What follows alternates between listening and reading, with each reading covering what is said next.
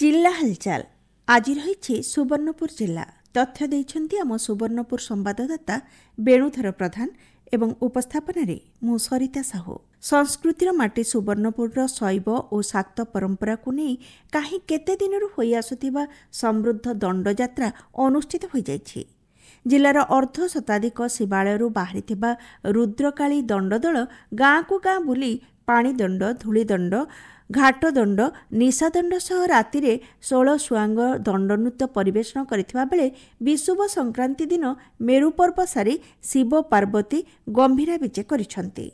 ए धार्मिक लोक संस्कृति एबे भी निजस्व परंपरा को धरी रखिछि बोली लोक संस्कृति गवेषक डॉक्टर आर्य कुमार हर्षवर्धन कहते। वर्णाढ्य लोककलार माटी सुवर्णपुर आद्य ओंकार तोलिथिबा 16 सुआंग दंड यात्रा ए माटीर अस्मिता को काल काल धरी साइति रखिछि। सुवर्णपुर सोमवंशी राजा महाराजांक पृष्ठपोषकतारे शैव और शाक्त धारा को एकाठी करी दंड यात्रा आरंभ होइथिबा बेले सांस्कृतिक नाच गीत माध्यम सामाजिक श्रृंखला और संहति स्थापन रे विशेष भूमिका रखी आसी। 16 स्वांग दंडयात्रा केवल जे मनोरंजन धर्मी लोककला परिवेषण एक मुक्त मंच थिला ता नुहे बरं तत्कालीन समय रे विभिन्न संप्रदायर लोकंकु संगठित करी एक नियारा लोककला को प्रचार प्रसार करी आसी। भारत सरकार प्रवर्तित आयुष्मान भारत प्रधानमंत्री जन आरोग्य स्वास्थ्य योजना और वय बंदन योजना सह गोपबंधु जन आरोग्य योजनार नुआ एकक कार्डर शुभारंभ सुवर्णपुर जिले में अनुष्ठित हो जाइछि।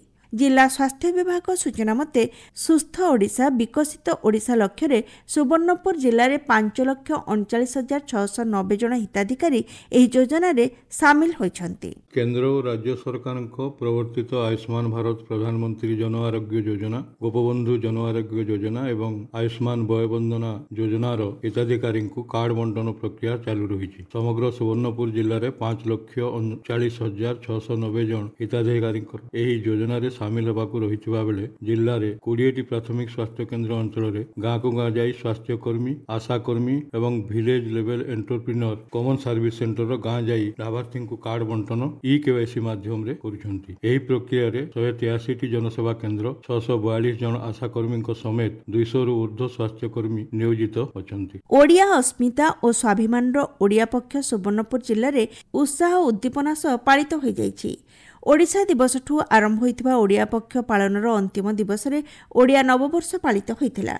ଏହି ଅବସରରେ ଅତିରିକ୍ତ ଜିଲ୍ଲାପାଳ ଅଞ୍ଜଳିନା ପ୍ରଧାନ ଅତିଥି ଭାବେ ଯୋଗଦେଇ ଏକ ସମୃଦ୍ଧ ସୁବର୍ଣ୍ଣପୁର ଜିଲ୍ଲା ସହ ଏକ ବିକଶିତ ଓଡ଼ିଶା ଗଠନରେ ସମସ୍ତଙ୍କର ସହଯୋଗ କାମନା କରିଥିଲେ। ଓଡ଼ିଆ ଭାଷା ସାହିତ୍ୟ ସଂସ୍କୃତି ଇତିହାସ तथा अस्मिता को नहीं समग्र सुवर्णपुर जिले में ओडिया पक्ष पालित हो जाइछि। ओडिशा सरकार ओडिया भाषा साहित्य और संस्कृति विभाग ओडिया साहित्य एकाडेमी एवं जिला प्रशासन पक्षरु एप्रिल 1 तारिख रु 14 तारिख जाए विभिन्न सृजनात्मक कार्यक्रम अनुष्ठित होइथिला। ओडिया पक्षर विभिन्न दिवस रे ओडिया संस्कृति भाषा साहित्य सह वंदनीय बरपुत्र परी कार्यक्रम सफलतार सह आयोजित होइथिला।